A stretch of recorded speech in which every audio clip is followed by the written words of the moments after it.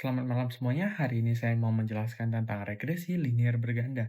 Karena sebelumnya kita sudah pernah membahas tentang yang namanya regresi linear, sekarang kita mau membahas yang berganda. Jadi bedanya apa sih kira-kira dari regresi linear sama regresi linear berganda? Nah, sekilas kalau misalnya dari pengertiannya itu sendiri sebenarnya dia alat statistik yang dipakai untuk menganalisa. Jadi menganalisa memprediksikan yang mana kita itu ada dua hal, yaitu ada penjelasnya ataupun penyebabnya dan ada targetnya. Di sini kalau misalnya di regresi linear, penyebabnya itu biasanya cuma satu, tapi karena ini linear berganda, jadi penyebabnya itu bisa dua ataupun lebih dari itu. Nah, kira-kira gimana sih cara bentuknya gitu kan, rumus-rumusnya? Nah, secara singkat, kita itu kalau misalnya dijelaskan gampangnya adalah kita harus mencari terlebih dahulu persamaannya. Jadi di sini persamaannya contohnya adalah Y sama dengan A plus B1X1 plus B2X2 dan kalau ada penyebab lain yang ditambahkan terus sampai Pn(xn). Jadi kalau penjelasan singkatnya, Y itu adalah variabel yang target yang kita cari gitu kan, sedangkan A itu konstanta yang bakal kita cari juga nantinya, Y itu lebih ke target ya. Terus B1, B2 ini adalah koefisien yang harus kita cari juga, sedangkan X1, X2 ini adalah variabel-variabel tadi. Contoh ada dua variabel ya, nanti bakal ada dua. Sedangkan untuk mencari ini sendiri, terdapat dua cara sebenarnya. Misalnya ada beberapa cara yang saya sebutkan ada dua, yaitu menggunakan matriks, dan yang satu lagi menggunakan regresi linear berganda, regresi linear, menggunakan persamaan. Persamaannya ini bisa kita substitusi, kita bisa eliminasi untuk mendapatkan nilai A, B1, dan B2. Jadi, untuk memulai ini kita mungkin jelaskan sedikit langkah-langkahnya gimana sih, prosesnya dari data ini bisa kita jadikan regresi linear berganda.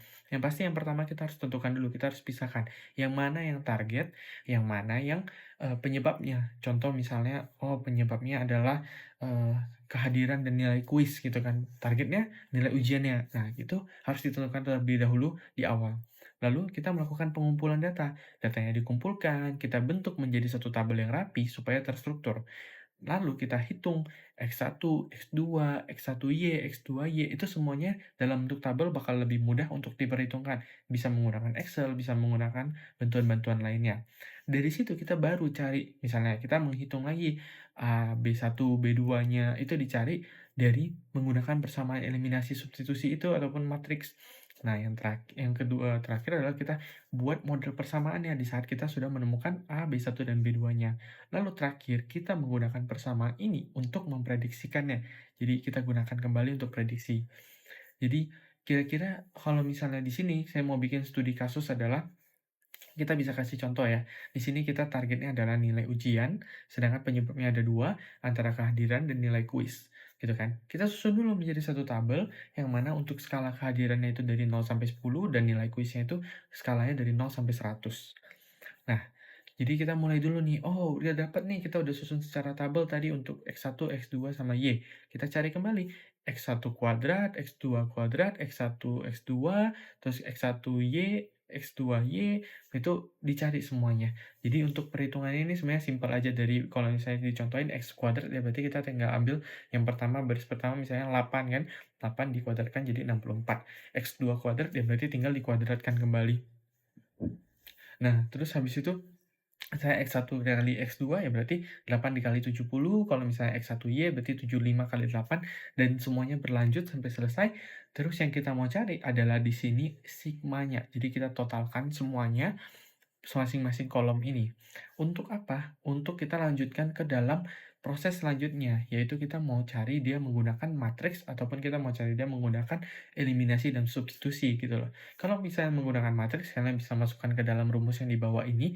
Di sini ada yang A sama dengan ini, kalian tinggal masukin aja sesuai dengan sigma-sigma yang telah ditemukan, lalu kita tinggal selesaikan persamaannya. Nah, kalau misalnya kalian mau menggunakan persamaan eliminasi dan substitusi, juga sama. Contoh di sini sudah ada yang namanya sigma A. Kita lihat rumus yang di bagian bawah ya, di bagian bawah kiri itu ada sigma Y sama dengan A kali N plus B1 kali X. Sigma X1, kita masukkan satu persatu. Contoh di sini adalah sigma Y-nya 405. Berarti 405 disama dengan A-nya kita belum tahu, jadi kita taruh dikali N. N-nya itu ada 5. Berarti 5A plus dengan B1 X1. B1-nya belum ketemu, otomatis kita masukin sigma X1 yaitu 40, terus B2, sigma X2, sigma X2-nya 380. Nah, akan menghasilkan persamaan di baris pertama, kalian lihat di paling atas. Begitu juga selanjutnya. Dan udah ketemu 3 persamaan ini, kita udah cocokkan, kita masukkan ke eliminasi, substitusi, terserah kalian yang mau dipakai di mana. Yang penting kita nanti hasil akhirnya akan menemukan si A, B1, dan B2. Nah, untuk apa sih? Jadi A, B1, B2 ini itu bakal dipakai ke dalam persamaannya. A-nya itu interceptnya, terus B1, B2 ini adalah koefisiennya. Yang mana kita masukkan ke persamaan yang tadi di awal. Yang Y sama dengan A plus B1 X1 plus B2 X2. Kalau ada variabel selanjutnya, silahkan ditambahkan. Nah, di sini kita punya dua variabel, yang mana kalau misalnya dibentuk ke dalam suatu persamaan linear berganda, itu jadinya Y tetap target yang kita cari, 6,55 adalah konstanta kita tadi, 2,48 dikali X1 karena ini koefisien kehadirannya, sedangkan 0,73 dikali X2 ini adalah koefisien si kuisnya. Jadi bentuk gambarannya seperti ini. Terus kita coba aja langsung.